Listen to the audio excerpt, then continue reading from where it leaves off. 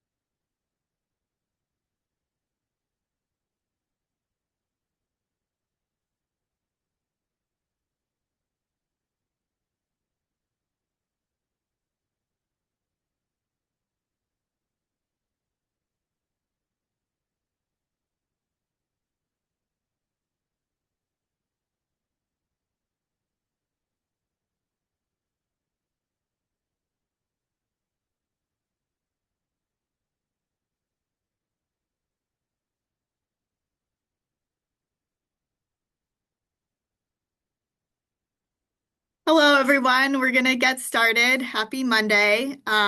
Here we're talking about some proposed federal grant changes and what they mean for Ohio nonprofits. My name's Annette Iwamoto. I'm the director of the Cuyahoga Human Service Chamber.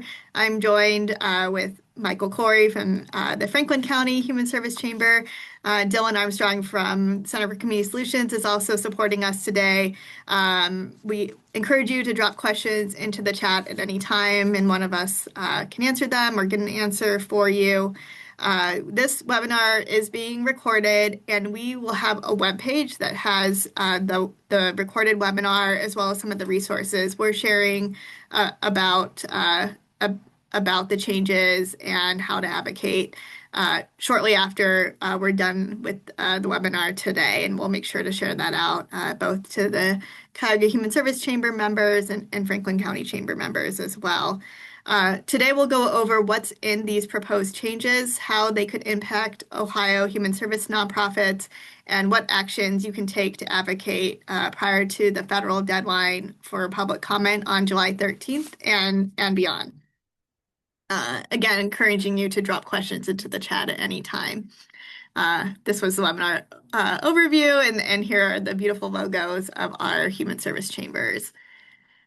So just to start off, what is the uniform guidance that we're talking about today? So the Office of Management and Budgets, then the full title is Uniform Administrative Requirements, Cost Principles, and Audit Requirements for Federal Awards this is what's commonly referred to as uniform guidance or uniform guidance, is a government-wide framework for grants management. It's basically the rules and requirements to guide federal awards to states, local governments, institutions of higher education, and nonprofits who receive federal funding from the federal government. It does not impact direct contracts or tax credits. It was originally introduced in 2014, and it's been updated several times, most recently in 2024. These new proposed changes take up more than 400 pages, and they're organized around three objectives. One is reducing recipient burden. It encourages the use of multi-year awards, the adoption of notice of funding opportunities, or what is commonly referred to as NOFOs, and that requires all funding opportunities be posted on grants.gov.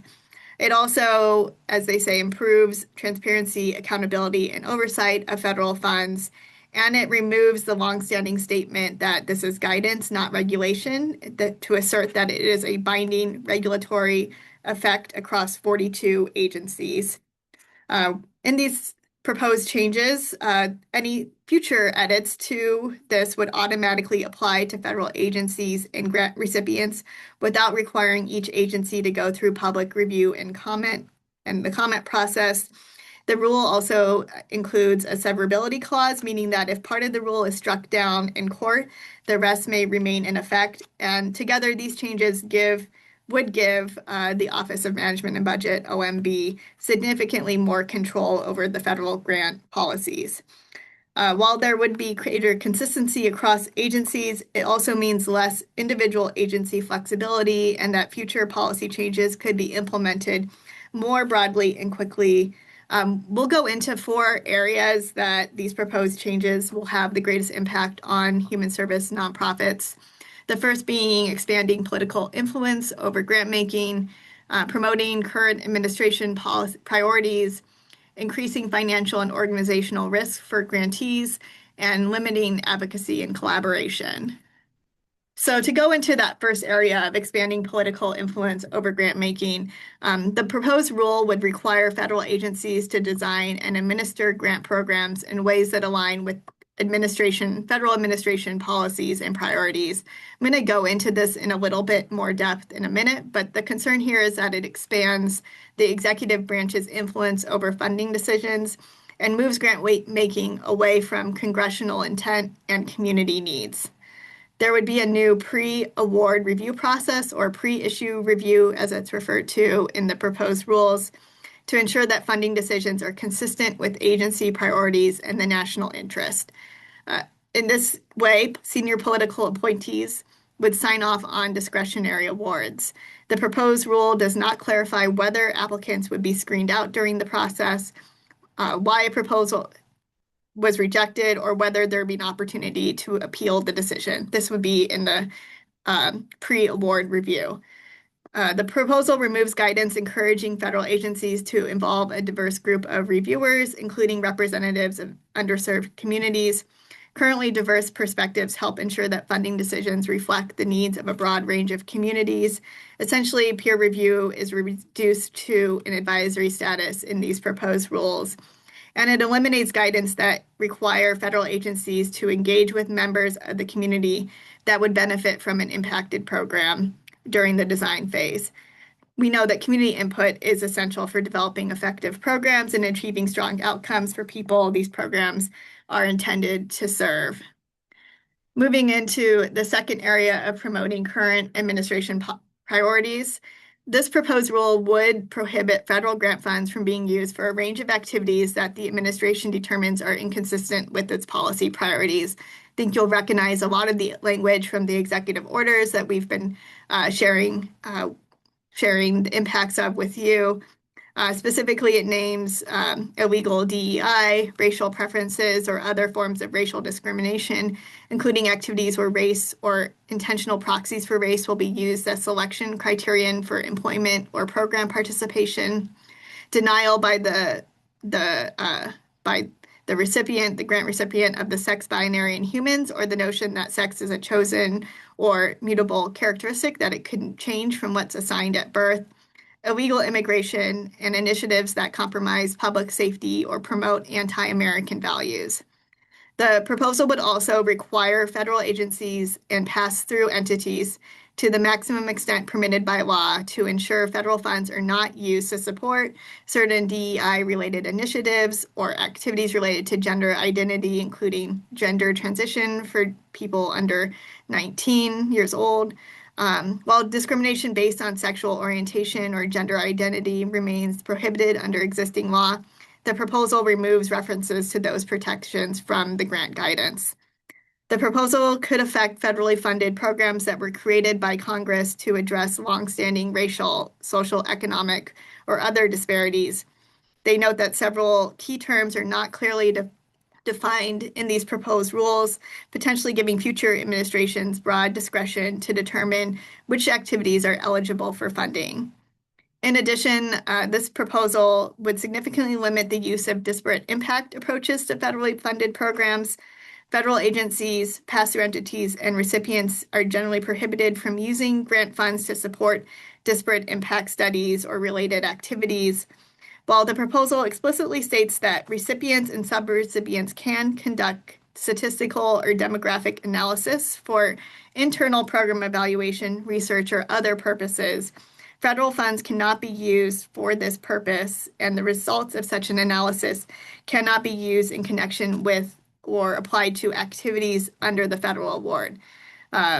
It could make it more difficult for grantees to identify and address barriers that contribute to unequal outcomes across communities. It also removes existing provisions that support hiring preferences or workforce development goals for people living in high poverty areas, disadvantaged communities, or other populations facing barriers to employment. It removes references to community benefit agreements and other similar tools intended to promote equitable economic opportunity.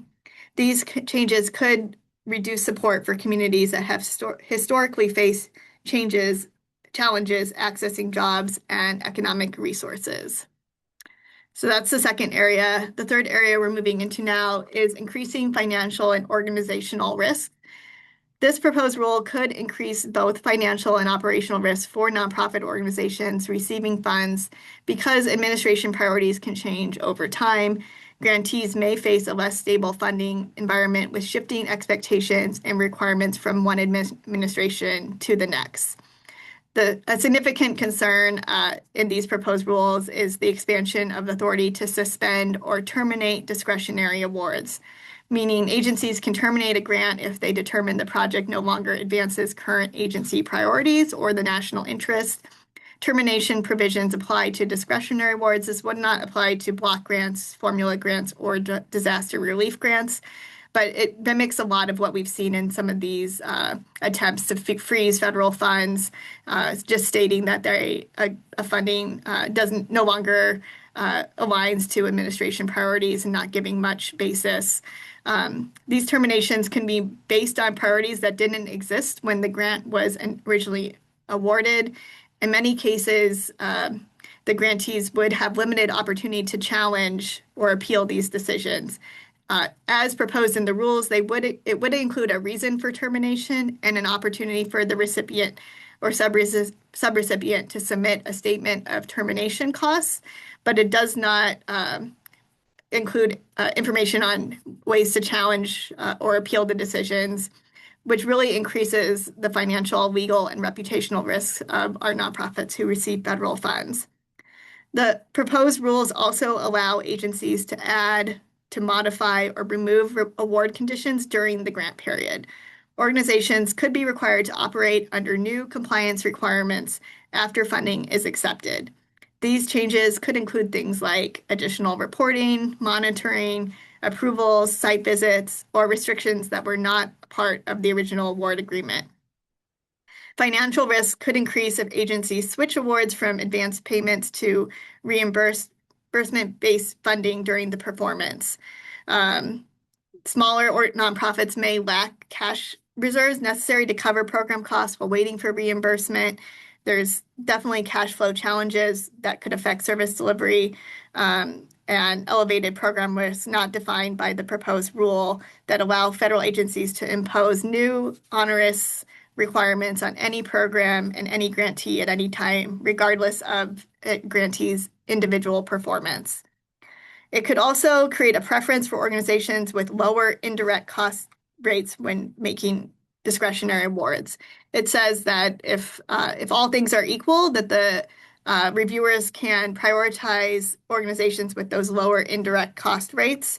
Many of us nonprofits rely on indirect cost recovery to support administrative functions that are necessary to deliver programs, and so this preference could disadvantage organizations that can't absorb those reimbursable costs. It undermines the financial health of nonprofit grantees and potentially harms program quality and delivery. So there's a lot of uncertainty that comes from these proposed rules, the subrecipient grant oversight, and undefined standards around actions that could damage the reputation of a federal agency or federal government. Basically, it says that if an organization, a grantee, is causing damage to the reputation of a federal agency without defining it, that your grant could be terminated. The concern here is that if you are an organization that the administration disfavors, then you can be terminated without much cause. Finally, in this section, there are additional changes such as eliminating fixed amount awards, except where federal statute authorizes them, reducing flexibility around language accessibility, basically saying that agencies don't have discretion related to translating awards or documents into languages other than English, and new compliance burdens for organizations such as enrolling in the Department of Homeland Security's E-Verify and providing written justification for payment requests. These create additional administrative burdens, particularly for smaller organizations. And then the fourth area I want to go into is around limiting advocacy and collaboration. So this proposed rule would require federal agencies to consider an applicant's history of what it describes as questionable practices. It includes things like using discredited research or plagiarism, activities deemed inconsistent with civil rights or religious liberty laws, and directs federal agencies to examine affiliations with organizations that agencies believe raise public safety or national security concerns. These terms are broad, they're undefined, they create uncertainty about how they would be applied in practice. Organizations focused on advancing racial equity, civil rights, or other public interest issues could face additional scrutiny depending on how an administration interprets these provisions. The administration could use this to prevent nonprofits it disfavors from receiving federal grants by baselessly accusing these organizations of domestic terrorism.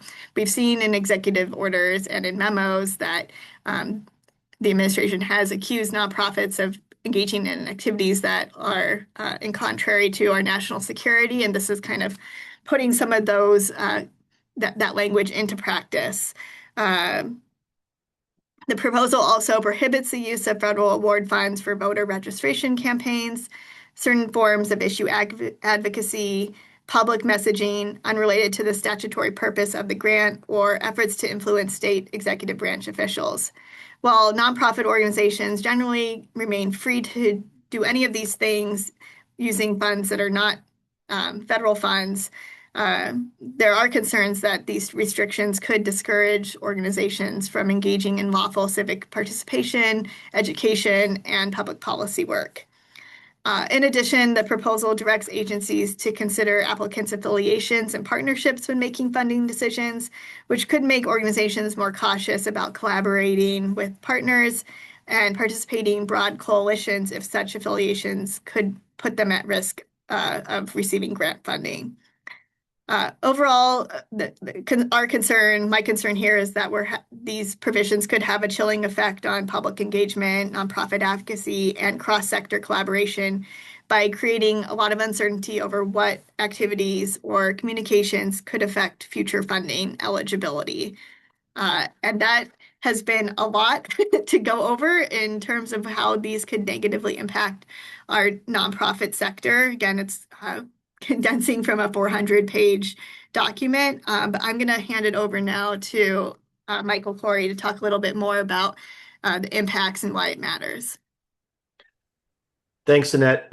Morning, everyone. I hesitate to say good morning. After taking that helpful deep dive into what this is, I want to take a quick step back um, and tell folks ominously what's being proposed here has never really happened in terms of an attempt to restrict and tether government money to nonprofits since the federal government really started putting money in nonprofit coffers in a substantial way. That started in the 60s with the rise of the war on poverty and our federal government's engagement, no matter which party was in charge, in working with nonprofits across the US. Today, to give you a sense of the scale of the potential impact of these changes, the best estimates I've seen of how much money is contracted between the federal government and nonprofits is about 300 billion per year. So 300 billion in our economy through nonprofits across the United States is now going to be subject, should this rule go through, to enormous changes. Enormous changes. And what does it really boil down to? A lot of this, which is out of the head of Russell Vought, who runs the Office of Management and Budget, who came up with all sorts of sweeping changes as an author of Project 2025 and now has that position at OMB. He really launched all this on January 27th, 2025, with his role in trying to block all federal funding to nonprofits, a million years ago in 2025.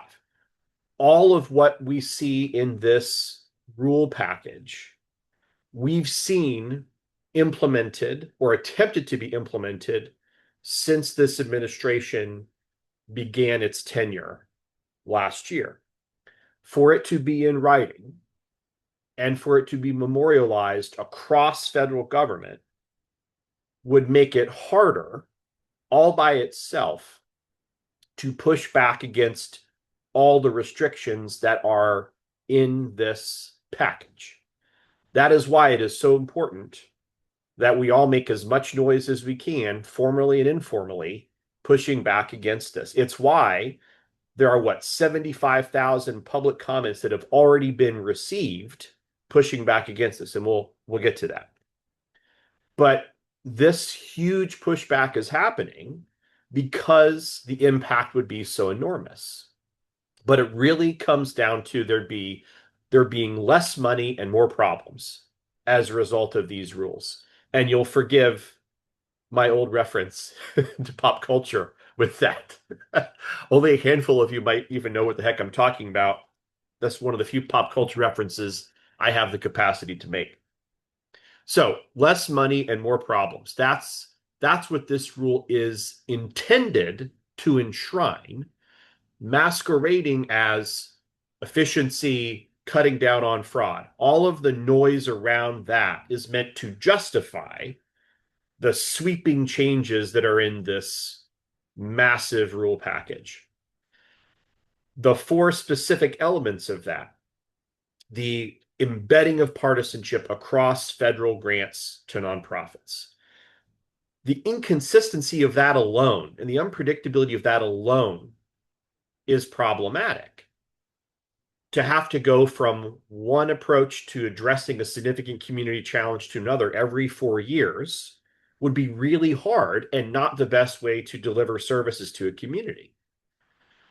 For example, if you're in the homelessness space and you're in this meeting, you know that there is a big push against a best practice of rapid rehousing, of housing first policies. And that is now being fought through HUD's NOFO process in real time. Imagine those kinds of fights where partisan priorities, independent of what we have known and learned over decades of effort, being prioritized over those best practices. That's what this rule is attempting to enshrine. That puts significant challenge on significant challenges on those trying to deliver the best services available, the best services we know to provide, because we're going to embed partisanship, inconsistency, as well as that lack of grounding in impact in there. That's what partisanship would do through these rules. It also, I hate to harken back to this, but I'm going to do it. Um, there's this mockumentary from HBO on Chernobyl, and this expert scientist comes in with some analysis of what's going on. And she's talking to the person in charge who admits plainly, I don't know, I'm not an expert in this stuff, but my perspective on what's going on wins the day over the evidence. That's what partisanship can do across the delivery of services that have been happening for decades in a bipartisan way to maximize that good partnership between government and nonprofits. The second thing is less independence, and Annette was teasing that out a little bit. Nonprofits have already been wrestling with how much they're willing to adjust what they do, what they're seeking government funds to do, as well as the language about it, knowing that at the end of the day, they've got to meet their mission and they've got to bring in revenue to provide services with demand going up across this state. And that's made a lot of organizations uncomfortable already. If you go to this step of the rules where it's embedded across every service line, those 300 billion in contracts and grants and dollars flowing, that creates just a whole other level of challenge for nonprofits to align with that nebulous national interest, whatever those priorities might be, that could be entirely independent of what the nonprofit is trying to do on the ground with its mission, its values, et cetera. That is already creating headaches, let alone disruptions of cash flow and service. Um, Tethering what a nonprofit does to the political preferences of whomever is in power is taking this to a whole other degree that we haven't had to go through as grant provider, or I should say service providers working with government. That's a problem. The uncertainty piece is baked into all of this. If you're having to adjust administration to administration, or in this case, secretary of a particular agency to another, that's a big disruptor to your services, your ability to forecast your revenue, your ability to make payroll. That that makes what's already a very challenging job of running a nonprofit in 2026 that much harder. And then the most problematic element, perhaps of all, is less impact. If money's flowing in these very different ways, whether it's less money or going to efforts that are not best practice or are simply partisan preferences, et cetera, that means communities aren't necessarily going to be getting the resources, the investment that they have relied upon and that they're going to need to meet community demands. That will have a very negative effect for communities across the United States, no matter the political preferences of that particular community. So this is a massive challenge that the federal government is embracing and creating by trying to embed this partisanship into federal grant making in a whole other degree than it ever has endeavored to before. You can go to the next slide, please, Annette. So what can we do about it? I want to be very transparent before I delve into what we can do and must do, that there is no mechanism to stop the federal government from choosing one way or another here. This is clearly a priority. They're going to enact these rules, but they are required by law to review every public comment that comes in. So public comments are our primary source of advocacy here.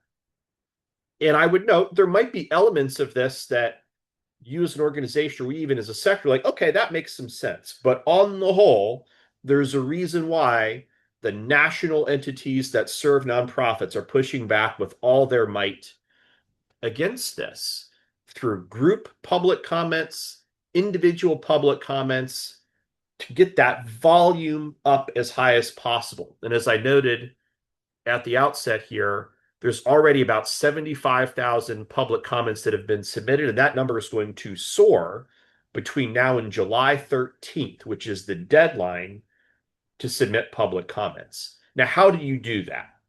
Well, you can join a group public comment.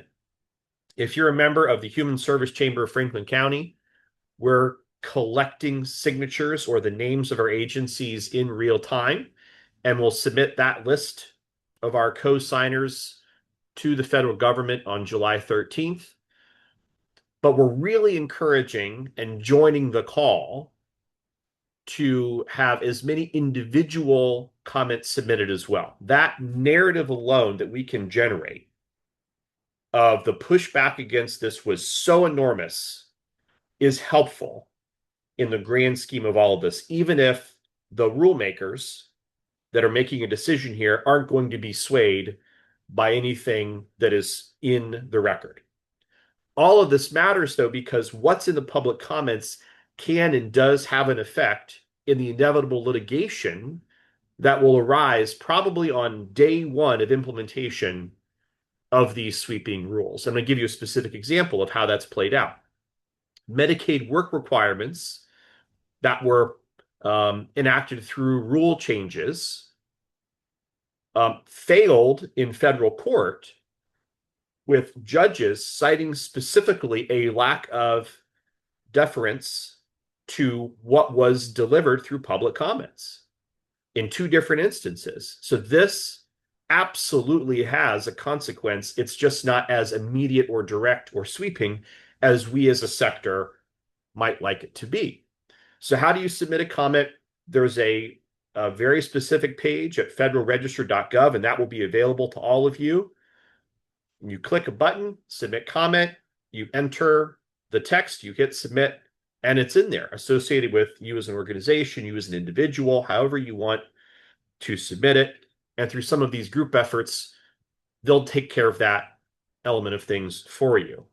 But again, I want to reiterate, as much as you're comfortable doing this individually as an organization or even as a person, as well as through these group efforts, all of it will make a difference in part of the significant pushback that national and statewide and local entities are trying to facilitate against this sweeping series of rule changes.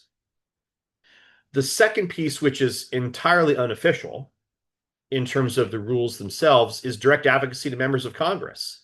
And helpfully, the National Council of Nonprofits has set up a direct link so that you can submit feedback to your congressional delegation, whomever they may be, across the state in terms of U.S. reps and, of course, to our two U.S. senators.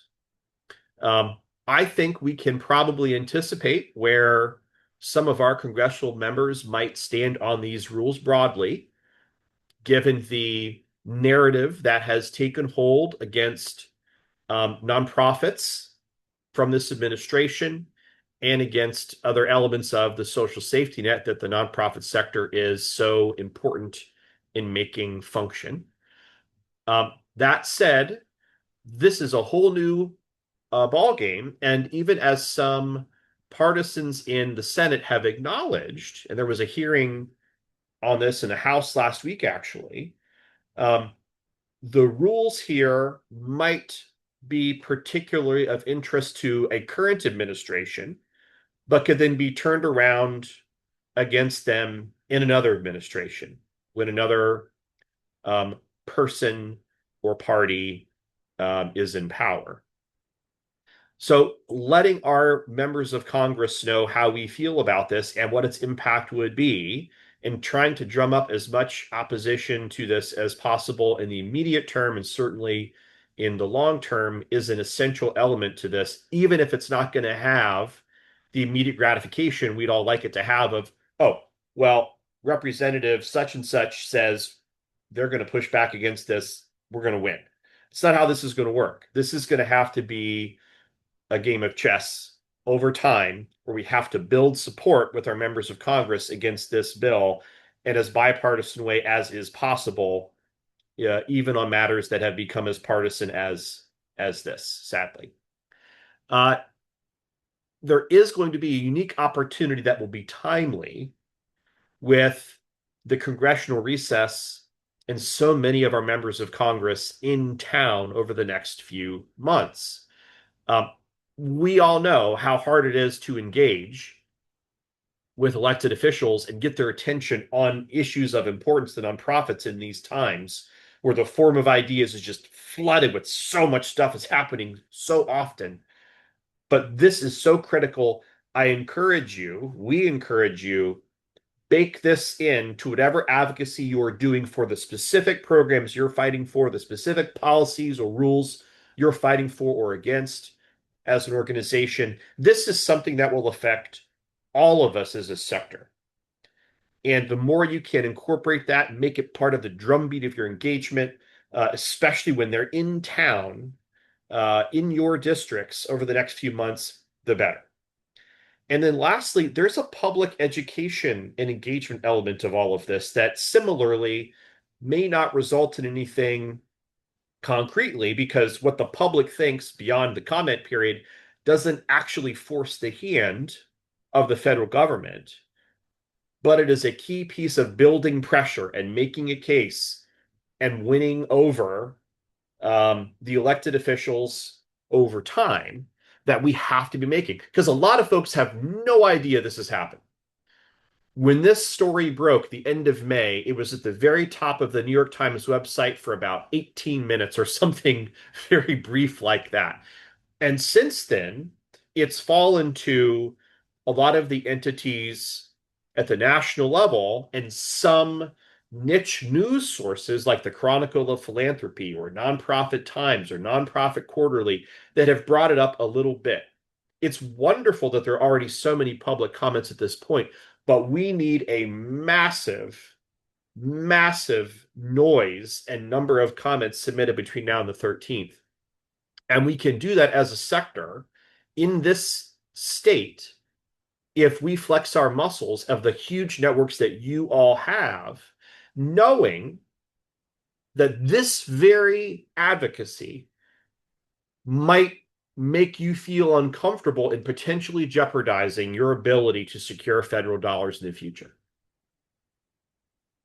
That's the scary juxtaposition that we have to acknowledge as part of all of this. A lot of our members in Columbus, and I'm sure in Cleveland and our friends in Cincinnati, have had to make that calculus every day since January 2025. Do we risk not getting the money we need to serve our community if we say something that could be construed as negative about this administration in any way?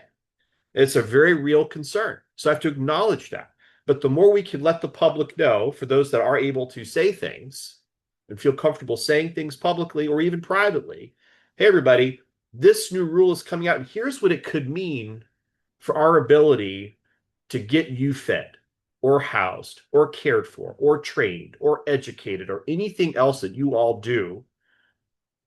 This is an enormous, enormous piece. So we encourage all of you, as much as you are comfortable, to get out there with your networks and share, even if it's just the resources from the national or statewide or local entities like ours. Here's what's going on. To wit, our team created a resource to help our organizations circulate information and to create their own public comments.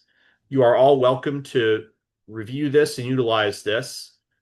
It links to some of the national resources as well. I'm sure some of this information will be on the landing page that the wonderful Cuyahoga County and CCS teams are going to create But broadly speaking, this kind of support is out there. And we want all of you, all 35 of you, and beyond, to feel comfortable to do with this what you feel like you can while navigating the calculus of this moment. So that's a lot. But at the end of the day, we hope that you are willing and able to lend your voice, lend your agency's name, lend your network to this push, loudly or quietly, between now and July 13th. And then the next phase of this, of course, will be how do we navigate its implementation and making people aware of this in the whole sweeping series of challenges we're facing broadly with securing funding for the work that you all do in these times. So I'm sure some of you want to ask questions or share things, but let me stop yammering and hand this over to Annette.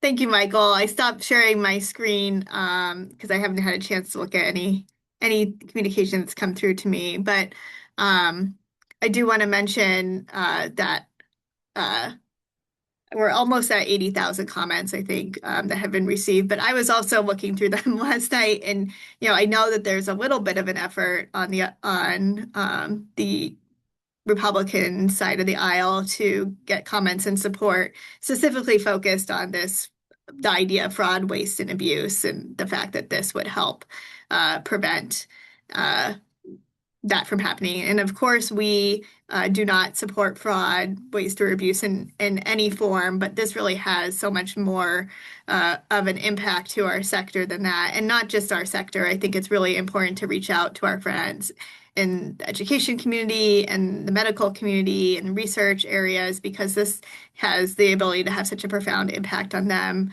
And I think just common sense wise, it's unfair to ask anyone to sign up to receive grant funding with terms that could change at any moment or be terminated for no specific cause throughout a grant cycle. I think that's an unfair consideration for anyone who has ever entered any sort of contract, and hopefully does hit on the common sense of many of our residents and citizens that of the harmful impact this could have throughout our communities.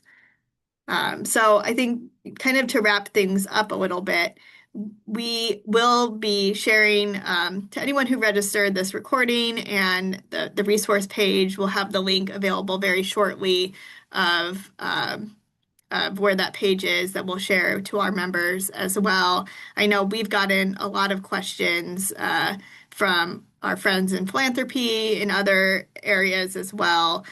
So making sure we get this out. And I see that someone asked about comments being submitted anonymously if they're valuable as well. Do you have perspective on that, Michael? Yes, every comment counts. Um, uh, it doesn't have to be tethered to an organization or a person to be valuable.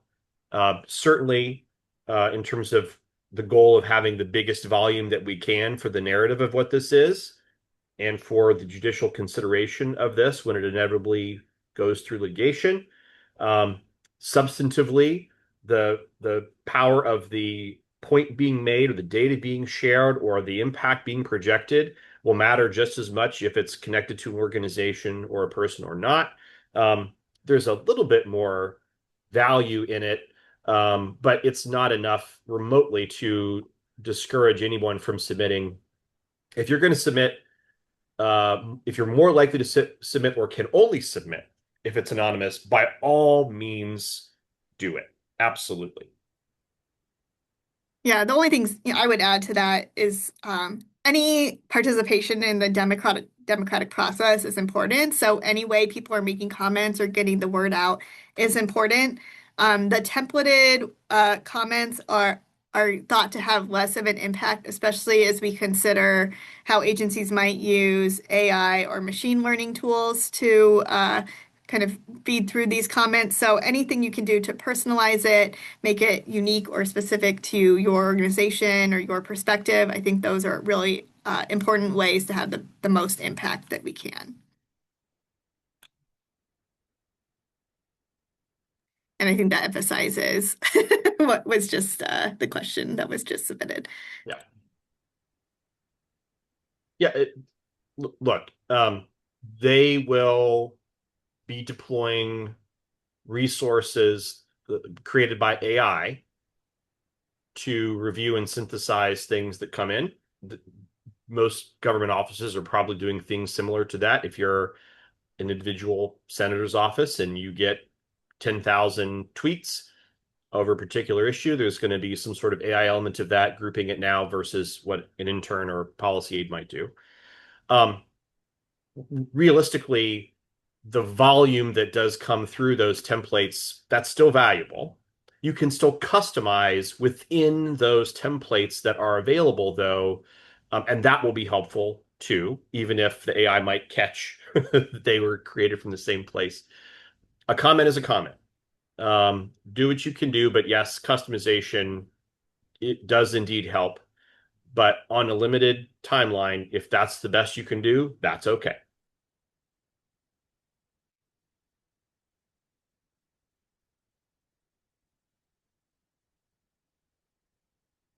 All right, I think we have seen the questions that people have in the moment, but know that we are here to be a resource for you as well. You can reach out to Michael or myself at any time with additional questions you might have specific to these rules or to advocacy or the potential impacts these have on our communities, or just a shoulder to cry on sometimes. Um, so I'm going to tell everyone thank you for attending. Feel free to pass this webpage once we share it along to others to increase the knowledge about what's happening right now. Thank you, everyone.